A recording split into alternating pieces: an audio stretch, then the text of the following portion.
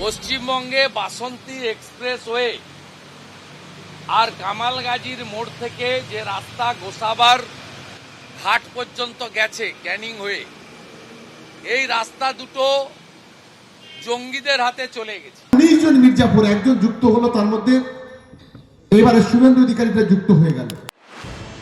পশ্চিমবঙ্গ থেকে গ্রেফতার হয়েছে একাধিক জঙ্গি। অন্য রাজ্য থেকে গ্রেফতার হওয়া জঙ্গির সঙ্গেও মিলেছে পশ্চিমবঙ্গের যোগ। এই নিয়ে সাধারণ মানুষ যখন আতঙ্কে, তখন রাজনৈতিক দলগুলোর মধ্যে জঙ্গি ইস্যুতে শুরু হয়েছে জোরালো বাকযুদ্ধ। মঙ্গলবার এই নিয়ে বিস্ফোরক দাবি করেছিলেন শুভেন্দু অধিকারী। বুধবার তার কড়া জবাব দিয়েছেন তৃণমূল বিধায়ক শওকত মোল্লা। পশ্চিমবঙ্গে বাসন্তী এক্সপ্রেসওয়ে আর কামালগাজীর মোড় থেকে যে রাস্তা গোসাবার ঘাট পর্যন্ত গেছে ক্যানিং হয়ে, এই রাস্তা দুটো জঙ্গিদের হাতে চলে গেছে। ফিশারম্যানদের সঙ্গে মিশে গোসাবার দ্বীপগুলো থেকে হয়ে নয় ক্যানিং, বারুইপুর, কামালগাজী হয়ে ভারতে ঢুকে পড়ছে, অথবা বাসন্তী এক্সপ্রেস হয়ে সায়েন্স সিটি দিয়ে ভারতবর্ষে ছড়িয়ে পড়ছে। এই মির্জাপুরদের উপরওয়ালা ক্ষমা করেনি। আমি মনে করি বাংলার মির্জাপুর একেও উপরওয়ালা ক্ষমা করবে না, আর বাংলার মানুষ একে ক্ষমা করবে না। আমি প্রশ্ন করতে চাই এই শুভেন্দু অধিকারীর মতো গাদ্দারকে, যে আজকে যদি বাংলাতে যদি জঙ্গি ঢোকে, তার দায়ভার কার? কোথায় গেল 56 ইঞ্চি ছাতির বড় বড় কথা?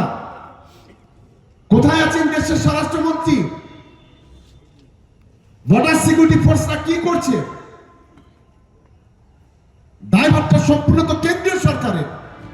বাকযুদ্ধ এখানেই থামেনি। কারা জঙ্গিদের আশ্রয়দাতা তা নিয়েও একে অপরের বিরুদ্ধে তোপ দেখেছেন শুভেন্দু এবং শওকত। ও জঙ্গিদের লুকিয়ে রাখছিল। জাভেদ মুন্সি ধরা পড়ার পর ও নিচে আতঙ্কিত, কারণ শওকত মোল্লাও আরেকটা জঙ্গি। জাভেদ মুন্সিকে কারা সেফ শেল্টারে রেখেছিল এবং জাভেদ মুন্সিকে কাশ্মীরের পুলিশ এসে তুলে নিয়ে গেছে।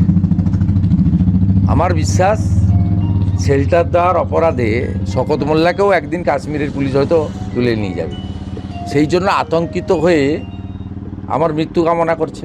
এই যেদিন থেকে বিরোধী দলনেতা হয়েছে 2021 সালে, যেদিন থেকে তৃণমূল ছেড়েছে, সেদিন থেকে বাংলায় বিজেপিটা ধরাশায়ী হয়েছে।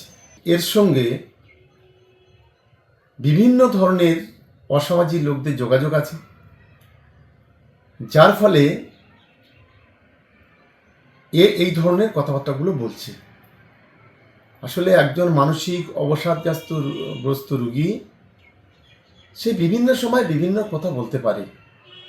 আজকে শুভেন্দু অধিকারী সেই অবস্থা। এই জঙ্গিদের সঙ্গে যদি যোগাযোগ যদি থাকে, এদের মতো শুভেন্দু অধিকারীর মতো নেতারা, সুকান্ত মজুমদারের মতো নেতারা এদেরই আছে। সব মিলিয়ে জঙ্গি ইস্যুতে রাজ্য রাজনীতিতে তরজার পারদ এখন সপ্তমে। রঞ্জিত হালদার, বিটন চক্রবর্তী ও হিন্দোলদের রিপোর্ট, এবিপি আনন্দ।